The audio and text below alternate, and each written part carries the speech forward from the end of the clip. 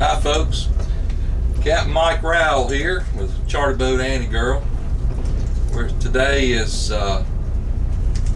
March the 20th, 2010, and we've got a group of guys back here fishing from Louisiana, and we just stopped on our first spot.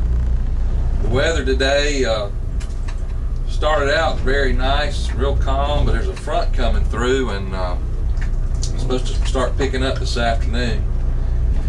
And but right now the seas are about, I don't know, about 2 foot. Pretty nice day, beautiful sunshiny day, and pulled up here on a spot, and we're catching some nice vermilion snapper.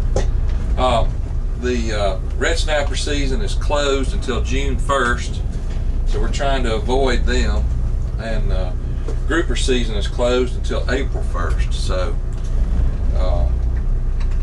we're targeting vermilion snapper, triggerfish, white snapper, and then we're going to try for some amberjack. One fella caught an amberjack there just a few minutes ago, but it's too small. So just kind of let you know what the conditions are like and what we're doing today, and I'll get out there and get us some video of the guys fishing here in a few minutes. So stand by.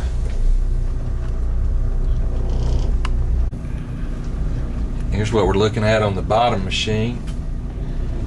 Those fish are suspended up in the water about 140, 150 feet.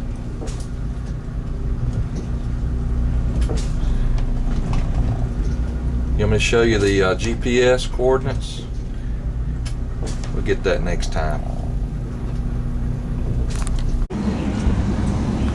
We got everybody rigged up with 2-hook rigs, squid. There's a vermilion right there, not a real big one, but he's a keeper. Looks like we got us a scamp. And some vermilions going there. There's another one. Fish are biting. Beautiful day so far. Got Brent and Nick down there running the cockpit.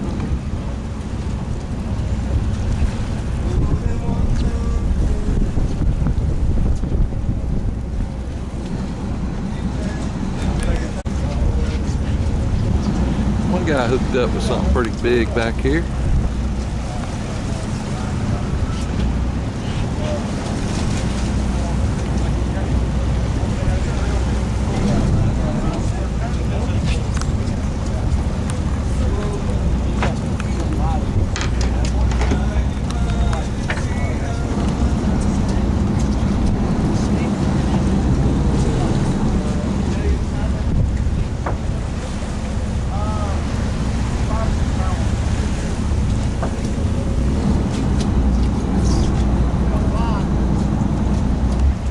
Pretty good one there. We use all circle hooks when we're bottom fishing. They circle hooks set themselves. We have good luck with them, even with these smaller vermilion snapper.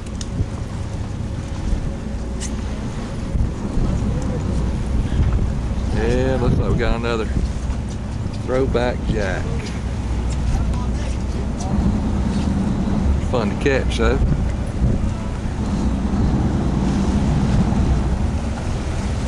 He must have been camera shy.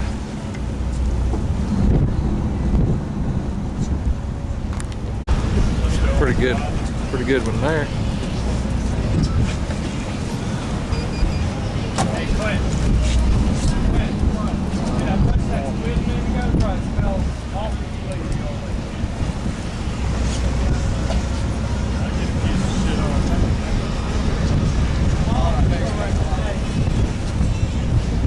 Hey, the guy with they're tangled.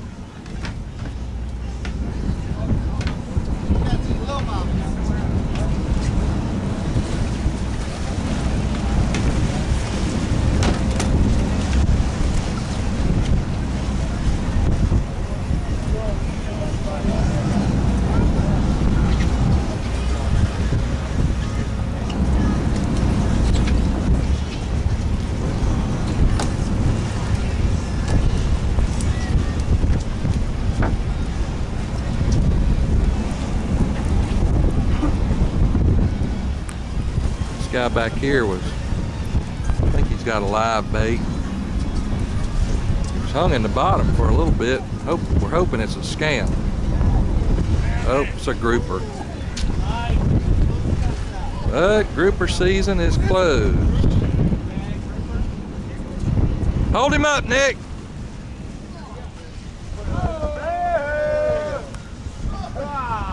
But he's got to go back.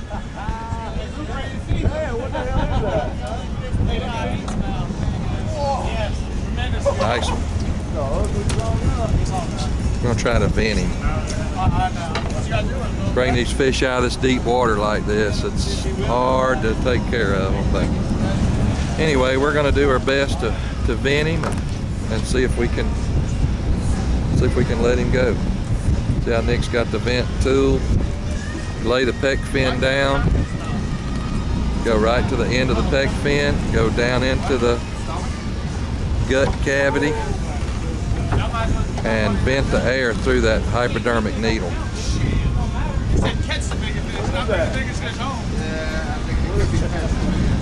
Let's see what happens here. Ain't looking good. Get him, buddy. Well,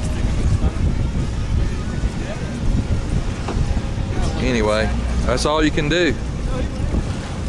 You do the best you can do and try not to catch these fish, but he may make it. He's still kicking. Yep, there he goes. All right. Oh, well, I don't know.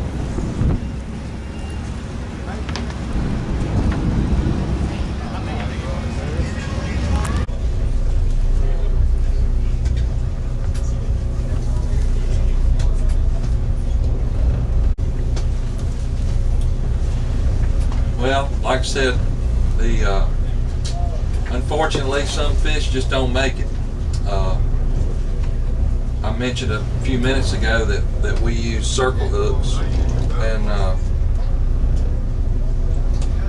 we're not required yet to use circle hooks for all of our fishing. Some we are, but I started using them several years ago, and we just really have good luck with them. Most people want to jerk, set the hook. That's the way you grew up fishing, and I understand, and I like setting the hook too. But with a circle hook, 95% of the time, if not more, you hook the fish right in the corner of the mouth. So you don't gut hook fish. So most of the fish we catch hook right in the lip. If they're too small or closed season, or you already got your limit, whatever the case may be, the mortality rate rises, in my opinion, when you use circle hooks instead of a J hook. So we use them. Today, we know grouper season's closed. We're not targeting grouper. That was a 2-hook rig with squid, 2 pieces of squid. You know, we're trying to catch vermilion snapper. The guy says he wasn't on the bottom. You know, he was just up off the bottom. We got a rally of beeliners going right now. I guess these grouper, they come up and they're looking around. So anyway, hooked a grouper. Did what we could not to catch him. We got him. We use a venting tool, which is basically like a hypodermic needle to vent the fish properly. Get him back in the water as soon as possible.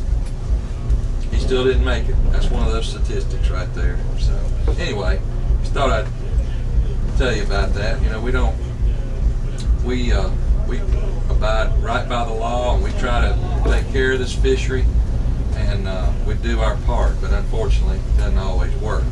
While a lot of people would like to promote including myself, a first fish type bag limit. In other words, you go fishing, the first however many fish they deem, 10 fish, the first 10 fish you catch, you keep them, no matter what they are, no matter what size they are.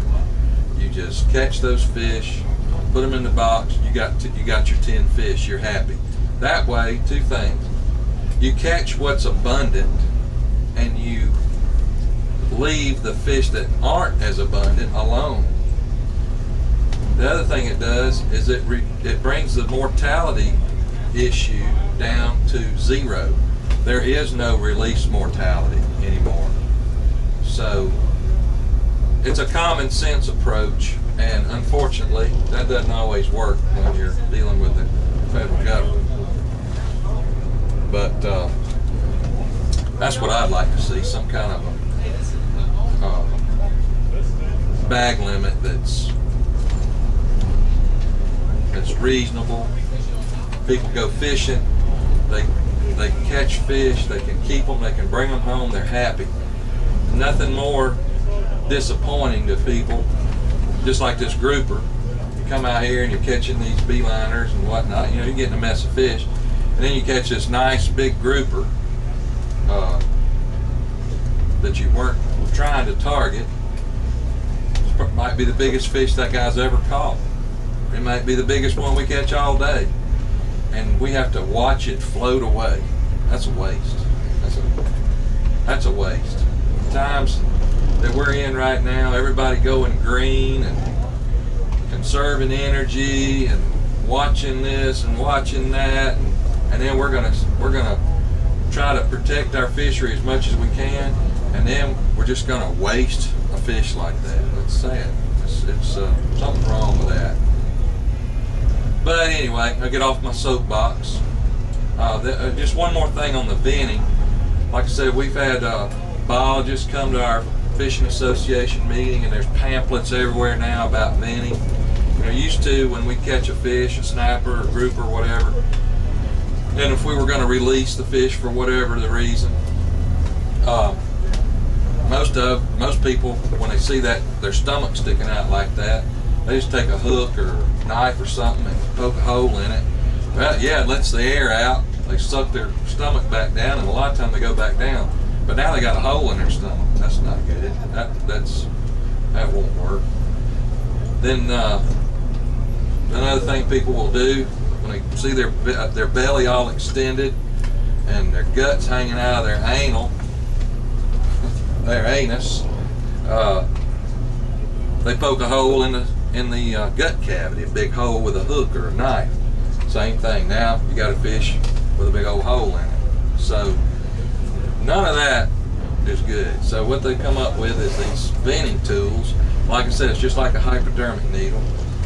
The basic rule of thumb is you take the pec fin on the fish, you lay it down right against his body, right at the end of the pec fin, you take that hypodermic needle, go in at about a 45-degree angle toward the head, just far enough where you penetrate that gut cavity, and then you push on the belly, squeeze the air out through that hole in that hypodermic needle. Get the air out, pull the needle out, it's a tiny, tiny hole, just like getting a shot.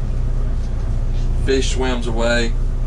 So that's the best scenario for trying to release fish. So anyway, I know I beat this subject in the head, but just thought I'd tell you about that, so you can try to do your part to take care of these fish. Vermilions are still biting. We're catching some nice ones too. Vermilion snapper, they get up to 4 pounds. A big one is 5 pounds. And we're catching a mixed bag today. We're catching some small ones, but the size limit now, if I can keep up with it, this is my first trip out for vermilion this year, I think it's still 10 inches. And you can have 10 of those per person in an aggregate bag limit. And when red snapper season's closed, we target these, and we target them during snapper season too. They might not be as big, and they don't have the prestige that a red snapper has, but I guarantee you put them on a plate, you couldn't tell the difference. And they're very good eating, very good. So anyway, when you hear about these closures for different species of fish, there's usually something else you can fall back on, catch. And so anyway, we're letting these guys get a workout, catching some fish, having a good time back there. This is a bachelor party for these guys, and we're gonna stay here with them for a little while they're biting, get us a good mess of them. Then we're gonna move on. A little bit later on, we'll try for some amberjack.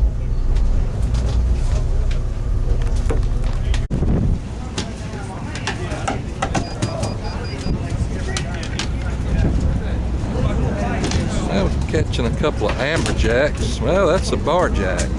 I don't know if you can see the difference or not. The big one, that's an amberjack, and the smaller one is called what we call a barjack or almaco jack. The amberjacks have to be 30 inches long, and almaco jack doesn't have a size limit.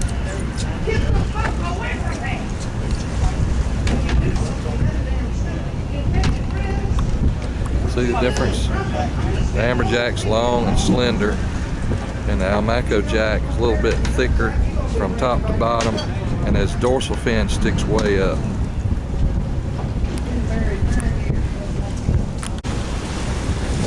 Well, we got on some amberjacks now. Got one pretty good in there on the deck. Got one on.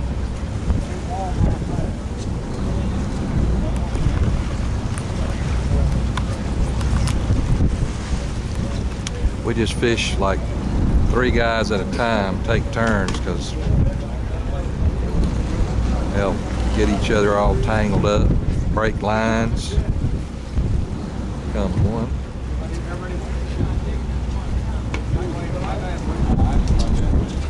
There you go, it's a good jack.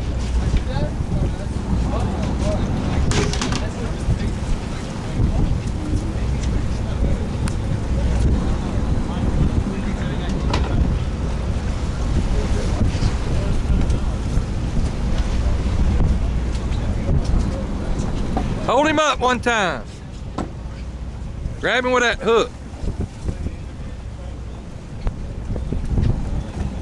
There we go. Amberjack, LSU style. Uh-oh, red snapper. Another fish we can't keep.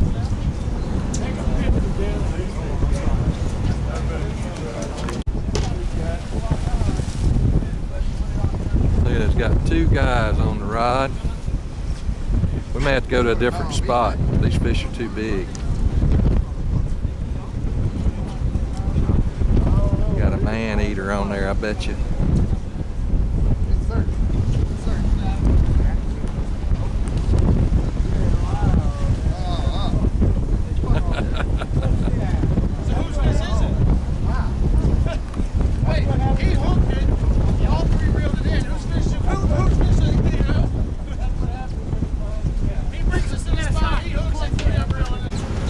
Well, making a little headway now.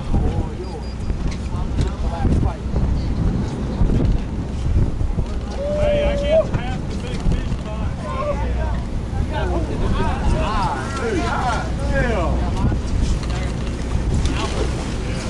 That's why it was so hard.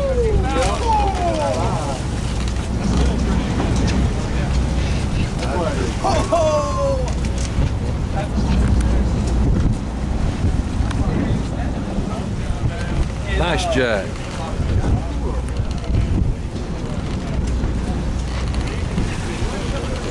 Old seas are kicking up now. Got some bad weather coming this way tonight.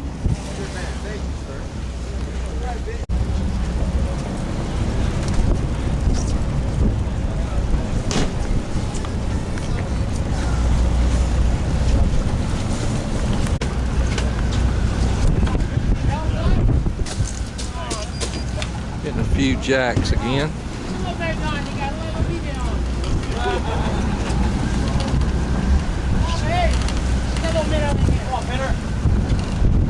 Got 3 on right now.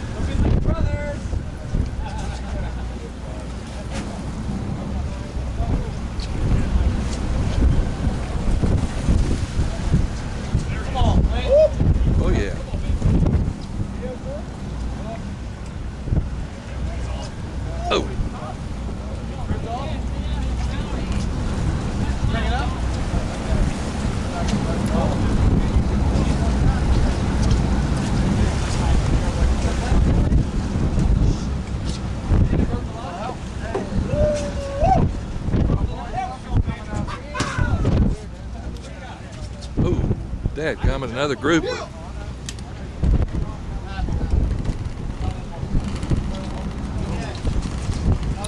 Another grouper we can't keep.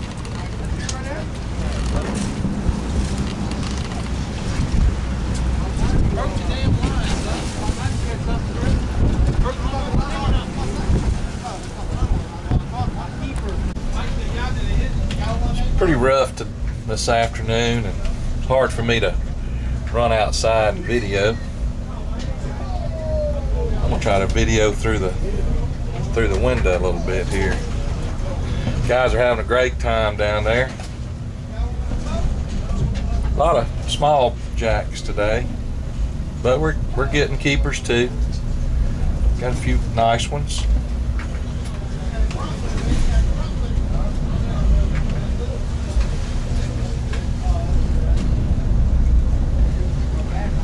Fish are holding real close to the wrecks today too.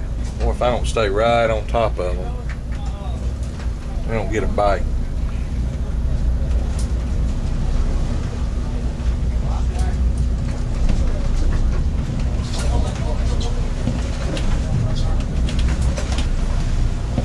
And let some line out on the reel. He